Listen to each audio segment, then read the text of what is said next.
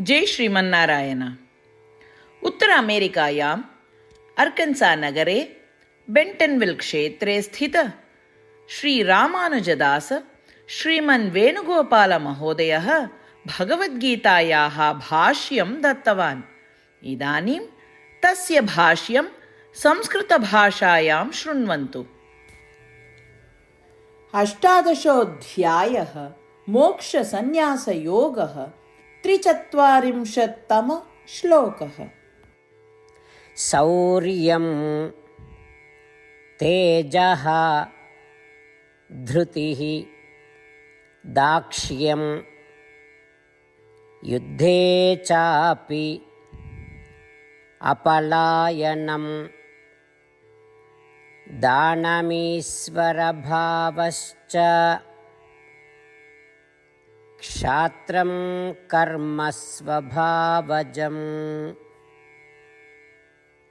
ओम। गीताचार्यः श्रीकृष्ण परमात्मा अर्जुन समेतम् अस्मान् सर्वान् मोक्षसंन्यासयोगं शिक्षयति। परमात्मा वदति, अर्जुन, अहं त्वाम् इदानीं क्षत्रियस्य गुणान् वर्णयामि। क्षत्रियस्य दायित्वं किं भवति? ते स्वकर्तव्यानि कथम् आचरन्ति इति वर्णयामि। भयं विना युद्धक्षेत्रे प्रवेष्टुं शौर्यं भवितव्यं।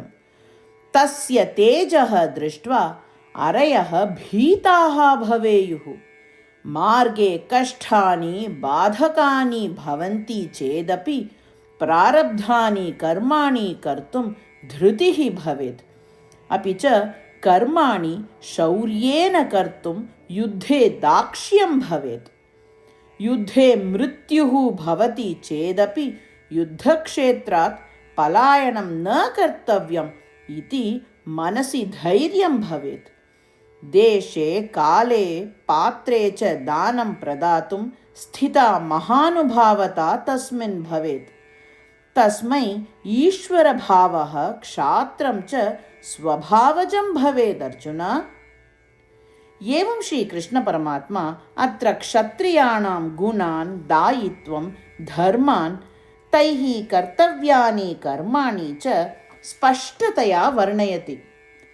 अतः अस्मभ्यं दत्तं दायित्वं, कर्माणि च यथायोग्यम् आचरितुम् आवश्यकान् गुणान् वर्धयन्तः, तदर्थम् आवश्यकान् प्रयत्नान् कुर्वन्तः, सर्वाण्यपि कर्माणि श्रीमन्नारायणाय कृतसेवा इति मत्वा श्रीमन्नारायणप्राप्तिः एव जीवलक्ष्यम् इति स्मरन्तः, श्रीमन्नारायणे एव शरणागतिं कुर्वन्तः वयं सर्वे श्रीकृष्णपरमात्मनः वचनानि अनुसरामः।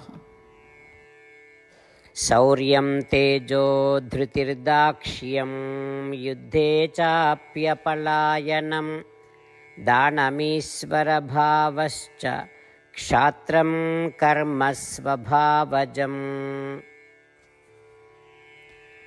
श्रीमद्भगवद्गीतायाः सारांशः, अष्टप्रतिज्ञाः च। श्रीकृष्णपरमात्मना भगवद्गीतायाः 18 अध्याये 65 श्लोकात् 70 श्लोकेषु 8 विषयाः गीतायाः सारांशरूपेण उक्ताः सन्ति। श्रीकृष्णः वदति, एतेषाम् 8 विषयाणाम् अनुसारिणः एव मम प्रियाः, अहं तान् सर्वथा रक्षिष्यामि इति।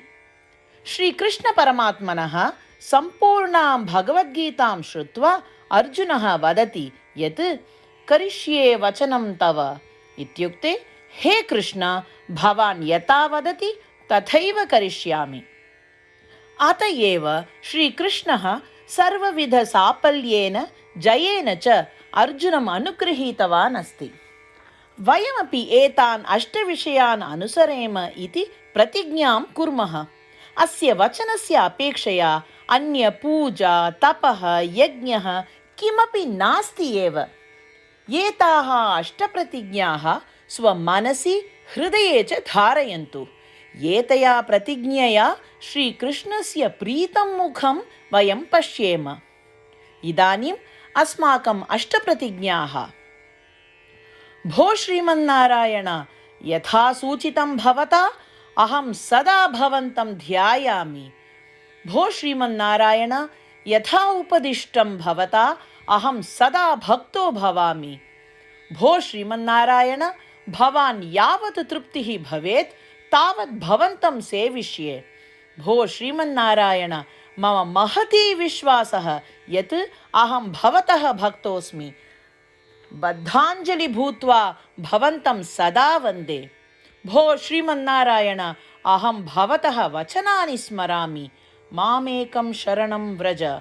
भो श्रीमन्नारायण, भवतः चरणे एव आगतोऽस्मि। भो श्रीमन्नारायण, पुनः स्मरामि भवतः वचनं, मा शुच। अहं कदापि न दुःखो भवामि। भो श्रीमन्नारायण, श्रीमद्भगवद्गीताम् अस्मभ्यं दत्त्वा अस्मान् सर्वान् अनुगृहीतवान् अस्ति। प्रतिदिनं भगवद्गीतायाः एकं श्लोकं वा शृणोमि उत वदामि इति प्रतिज्ञां करिष्ये। भो श्रीमन्नारायण, सर्वेभ्यः मानवेभ्यः भगवद्गीता भवता अनुगृहीता अस्ति। अज्ञातेभ्यः जनेभ्यः अपि एतां भगवद्गीतां नेतुं यतिष्ये।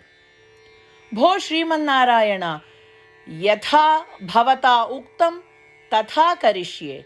यथा भवतः इच्छा तथैव आचरणं करिष्ये। भवतः एव सेवां करिष्ये। यदि एवं श्रीमन्नारायणस्य वचनं पालयेम तर्हि तदेव प्रत्येकस्य पूजा भविष्यति।